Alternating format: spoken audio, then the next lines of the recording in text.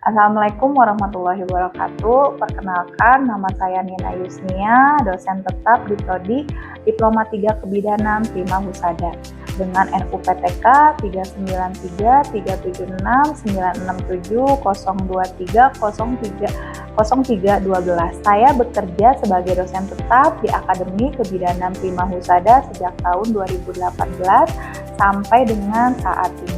Pada saat ini saya menjabat sebagai tim Wadir 3 bagian kemahasiswaan dan alumni. Sebagai seorang dosen, saya wajib menjalankan tridharma perguruan tinggi, yaitu dalam bidang pengajaran, bidang penelitian, dan bidang pengabdian masyarakat. Saya mengampu beberapa mata kuliah sesuai dengan bidang keilmuan saya di semester ganjil dan semester genap.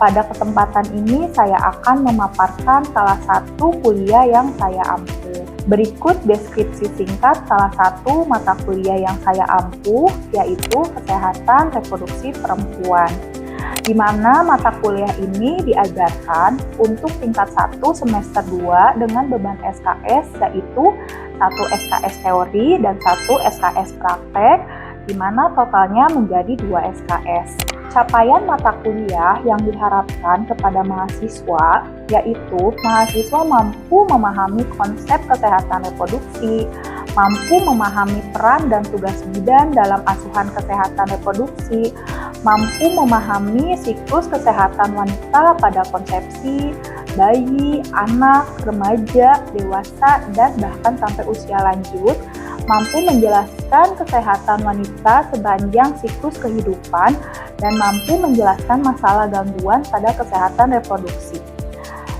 dan penanggulangannya juga, dan mampu melakukan screening penyakit keganasan. Selanjutnya, saya akan memaparkan sedikit bagaimana cara saya mengajar di kelas. Sebelum perkuliahan dimulai, saya akan melakukan kontrak program terlebih dahulu dengan mahasiswa, gunanya supaya mahasiswa lebih paham dalam proses perkuliahan sampai selesai.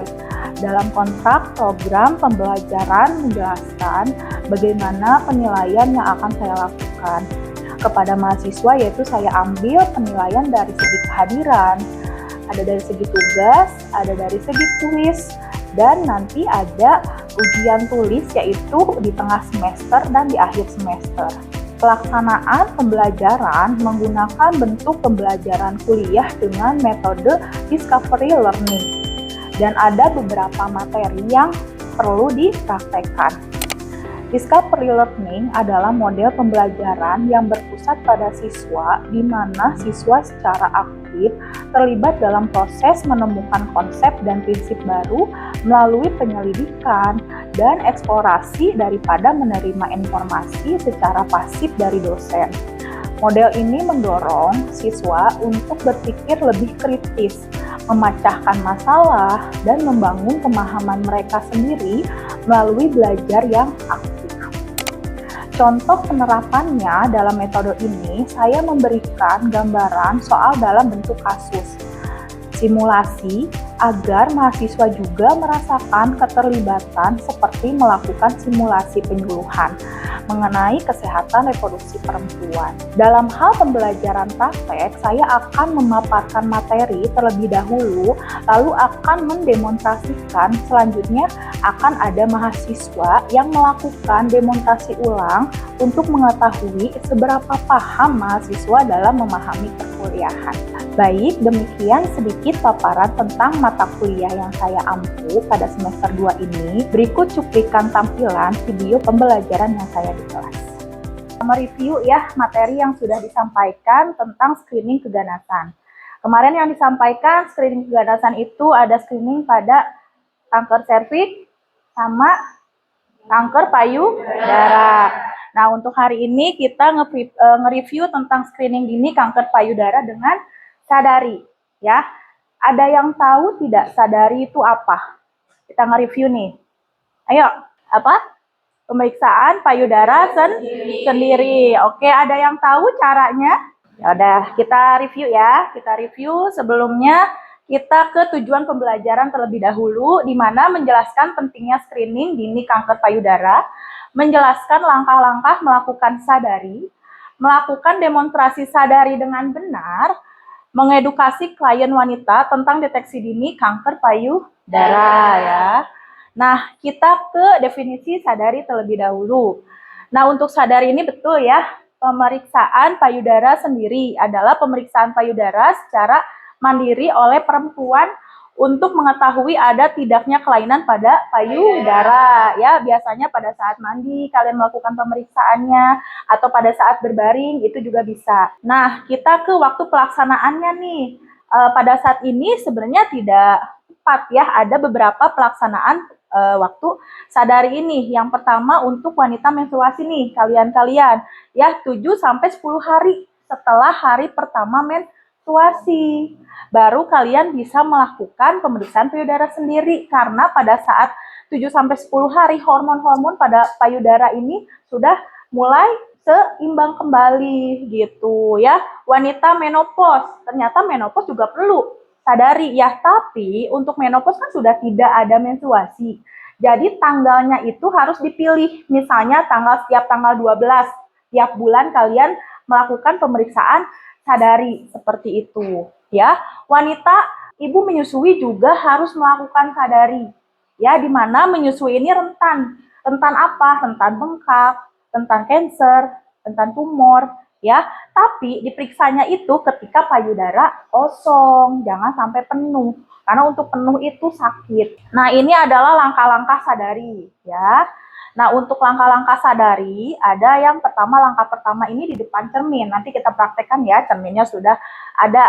Nah, perhatikan bentuk dan ukuran payudara. Biasanya untuk di cermin kalian harus melakukan seperti gini. Dilihat payudaranya simetris tidak? Ada tarikan enggak? Ya, di pling, di bagian payudara. Bentuknya gimana? Ya, terus ada kulit yang abnormal tidak? Itu dicek di depan cermin. Biasanya ini pada saat mandi, amati perubahan kulit, puting, atau benjolan. Lakukan dalam posisi lengan di samping, di atas, tangan di pinggul. Bisa begini. Tapi awalnya begini dulu untuk mengecek simetris atau tidak. Setelah itu kalian begini. Ya, setelah ini gini. Oh, nggak ada perubahan gitu ya. Lalu nanti satu-satu dicek dengan pijatan, palpasi. Nah, langkah kedua ini bisa saat mandi, gunakan sabun untuk memudahkan perabaan karena kan licin. Nah, angkat satu lengan ke atas, gunakan 3 jari tangan lainnya untuk meraba secara melingkar. Sebenarnya untuk langkah 1, langkah 2 hampir sama, cuman bedanya mungkin kalau ini pada saat mandi, yang tadi bisa saat mandi, bisa saat kalian sedang kaca di kamar. Ada langkah ketiga pada saat berbaring. Miring ya, miring pada saat tiduran. Letakkan bantal di bawah bahu, angkat lengan satu sisi. Gunakan tangan yang lain untuk meraba payudara dan ketiak, tekan puting, periksa adanya cairan atau tidak. Ya, kalau pada ibu sedang KB, itu ada pengeluaran air susu itu normal ya. Yang tidak normal itu bukan menyusui. Ini pada saat kalian gadis-gadis keluar air susu. Nah, itu wajib kita khawatir berapa. Nah, langkah-langkah melakukan sadari ini, ada langkah di depan cermin seperti ini ya. Kita lihat dulu, terus angkat satu-satu, dipinggul ya. Untuk saat mandi sebenarnya hampir sama penata laksanaannya, ini pada saat berbaring. Nanti gerak-gerakan ini akan saya sampaikan, nanti setelah itu ada mahasiswa untuk ngedemonstrasikan. Nah, ini adalah gerakan-gerakan dari sadari ya. Awalnya kita naikkan dulu ya ke atas, tangannya dilihat simetris atau tidak, ke pinggul adanya perubahan atau tidak, terus lanjut melakukan penekanan ya, bisa penekanan ini ya atas dari bawah atau melingkar juga bisa nih, melingkar. Nah, baru dipencet di bagian, ditekan bagian aerola, bukan di puting ya, di aerola apakah ada pengeluaran atau tidak, terus bisa dengan cara berbaring. Untuk sadari. Tanda-tanda yang perlu diwaspadai apa sih? Pada saat kalian meraba adanya benjolan pada payudara. Benjolan itu mau keras, mau lembek. Nah, itu namanya benjolan ya. Perubahan bentuk atau ukuran yang tadinya kecil kok jadi membesar, ini kenapa? Padahal tidak menyusui ya. Itu juga harus dipertanyakan. Kulit seperti kulit jeruk, jadi rada-rada kasar. Ya, jadi kayak ada titik-titik, tahu kan kulit jeruk? Nah, ya. Nah, terus puting tertarik atau keluar cairan, ini di pling ya, jadi ada ketarik putingnya gitu. Nah, nyeri yang tidak hilang, kok ini nyerinya kok berkelanjutan seperti itu ya. Ini juga harus waspada. Nah, ada manfaat melakukan sadari secara dini ya. Yang pertama, deteksi dini kanker payudara, meningkatkan kesadaran tubuh sendiri. Jadi kita tuh tahu ada yang abnormal tidak di dalam tubuh kita. Nah, setelah kesempatan sembuhnya itu lebih tinggi kalau diketahui dari awal. Ini adalah manfaat melakukan sadari. Nah, untuk screening, lanjutan screening, apabila tadi dari waspada ditemui adanya benjolan, terus adanya pengeluaran air susu pada tidak menyusui atau tidak ber-KB, terus adanya area di bagian kulit ini seperti kulit jeruk. Nah, kita kemana nih? Harus kemana? Nah, setelah itu kita harus sadanis. Apa sih sadanis? Pemeriksaan payudara klinis. Kalian datang ke pemeriksaan tenaga medis ya untuk dilakukan pemeriksaan lebih lanjut. Nah, terus lanjut kita ke USG payudara atau mamografi. Nah, kesimpulannya untuk sadari ini adalah langkah sederhana dan penting dalam deteksi dini kanker payudara.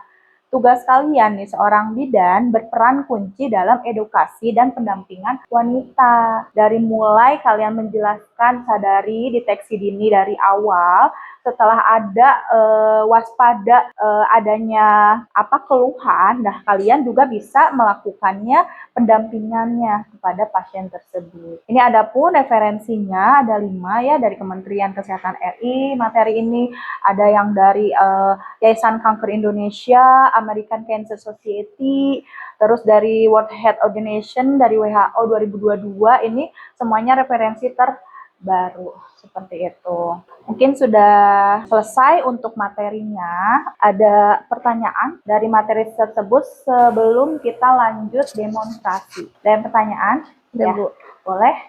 Apa pertanyaannya? Pertanyaannya, bagaimana menyikapi hasil sadari yang mencurigakan tetapi belum pasti kanker? Oh ya, kalau untuk mencikapinya kita harus tenang terlebih dahulu. Karena kan tadi ada pelaksanaan ya dari 7 sampai 10 hari untuk menstruasi. Nah, kenapa? Karena untuk hari pertama sama hari ketiga itu kalian kalau memeriksa sadari itu ada benjolan, pasti. Dan itu hormonal, nggak apa-apa, normal. Itu makanya diperiksanya dalam waktu yang tepat. Biar tidak ada salah paham, ini tuh benjolannya normal apa abnormal. Nah, biasanya kalau cancer itu, benjolannya itu disertai rasa sakit, sama adanya luka lesi di bagian payudaranya. Nah, kalau hanya tumor atau PAM, itu hanya benjolan aja, dan biasanya nggak keras, empuk. Ada itu PAM. PAM itu sebenarnya nggak dioperasi juga nggak masalah. Ya, cuman mengganggu aja. Dan dia juga tidak membesar, ya. Jadi harus penata laksanaannya waktunya yang tepat untuk pemeriksaan sadari biar tidak salah paham. Ada yang mau ditanyakan lagi? Udah cukup? Jadi kalau sudah cukup, kita praktek aja ya untuk gerakan sadarinya. Untuk gerakan sadari ini, nah di sini ada pantem payudara ya yang digunakan, sama ada cermin ya.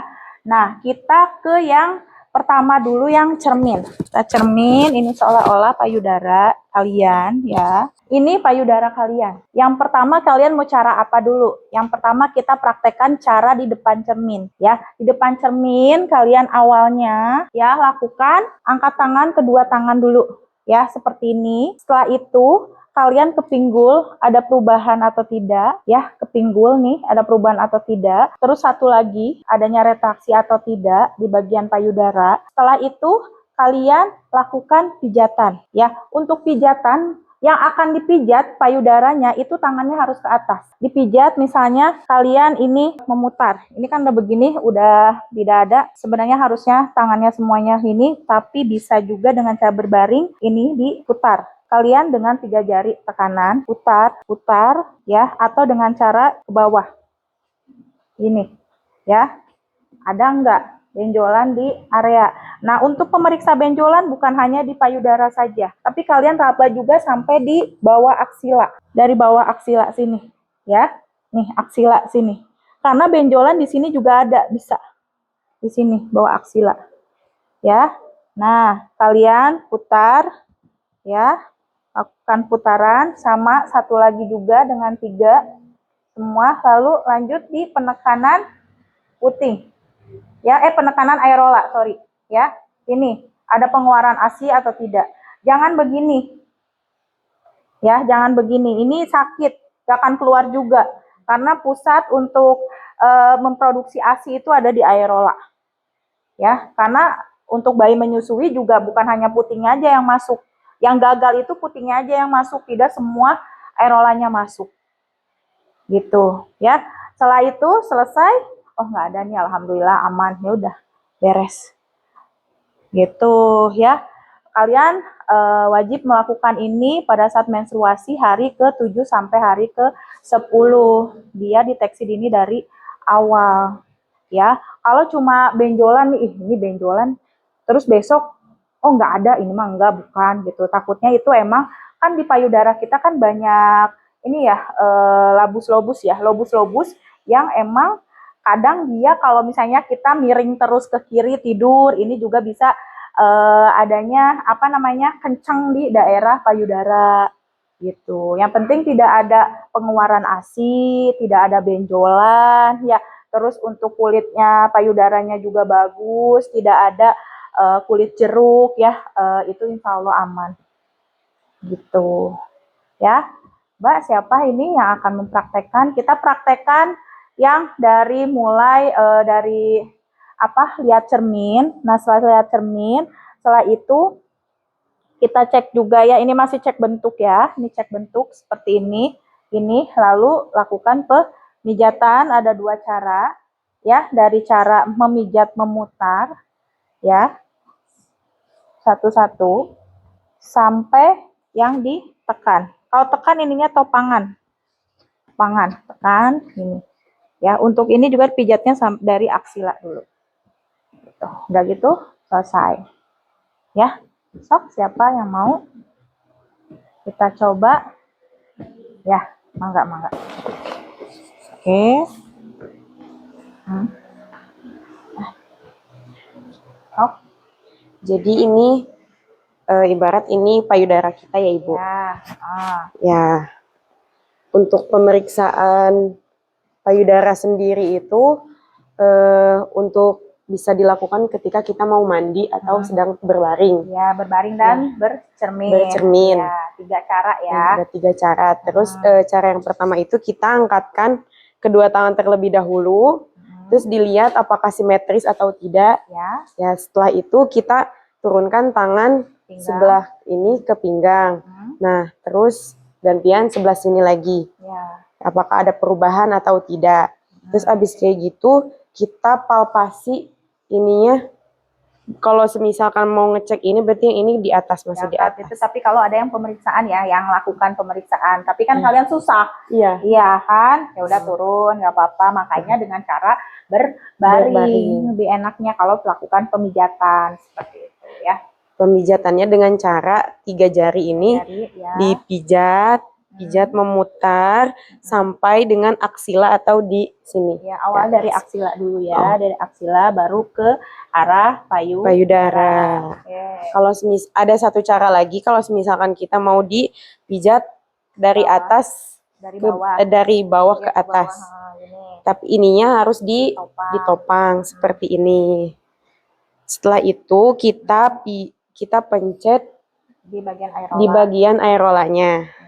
Apakah keluar ASI atau tidak. Kalau misalkan keluar ASI pas kita menyusui atau KB itu normal. Kalau enggak berarti itu bisa jadi kanker payudara. Ya, harus waspada ya. Oke, udah ya. Paham ya? Oke ya. Nanti kita satu-satu untuk mempraktekkan ya, untuk sadari ini ya. Ada yang kurang paham, mau dilakukan di rumah? Ya, berarti kan kalian ini masa menstruasi, berarti melakukan sadari ini pada saat 7 sampai 10 hari ya. Nah, kita lakukan review dulu nih, kita review dulu. Nah, kita review di bagian waktu pelaksanaan.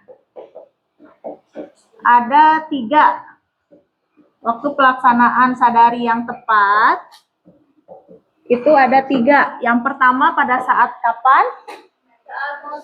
Ya, pada saat menstruasi ya. Menstruasi dari 7 sampai 10 hari. Ini, terus yang kedua,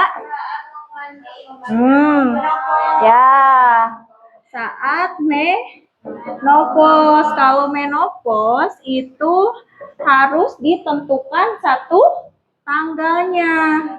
Ya, harus ditentukan satu tanggal. Contoh, misalnya bulan ini lakukan sadari ini tiap tanggal 12 ya. Jadi terus tiap bulan tanggal 12 ya. Lanjut kita yang ketiga, saat kapan? Saat menyusui ya, saat menyusui. Pada saat menyusui, ini kondisi payudaranya itu harus kosong ya. Ini kondisi payudaranya kosong. Nah, setelah ini kita ada satu lagi review. Kita harus waspada pada saat menemukan tanda-tanda yang seperti apa? Adanya benjolan. Ya, waspada pada saat menemukan yang pertama benjolan yang abnormal. Yang benjolan ini tidak hilang dan merasa sakit pada saat dipegang, ya. Terus yang kedua, ya, tampak seperti kulit jeruk di bagian payudaranya ya. Nah, lanjut kita yang ketiga, ya, adanya pengeluaran ASI saat tidak menyusui dan tidak ber-KB. Ya, tidak menyusui dan hamil ya. Nah, lanjut, ada lagi nggak? Adanya, ya, bisa nyeri yang berkelanjutan. Terus satu lagi nih, apa? Adanya tarikan atau retraksi ya, adanya tarikan atau retraksi pada puting atau di bagian payudara. Ya, ini yang harus kalian waspadai. Oke. Cukup ya? Ya, cukup sekian untuk materi screening sadari. Nah, nanti kita akan selanjutnya itu tentang pap smear ya, sama IPA test. Oke, cukup selesai, udah selesai. Assalamualaikum warahmatullahi wabarakatuh. Waalaikumsalam warahmatullahi wabarakatuh. Ya, sama-sama. Demikianlah video pembelajaran asuhan kesehatan reproduksi perempuan di Akademi Kebidanan Prima Husada Bogor. Semoga bisa jadi bahan pertimbangan untuk Bapak Ibu dalam pengajuan sertifikasi dosen yang sedang saya ajukan pada tahun 2025. Wassalamualaikum warahmatullahi wabarakatuh.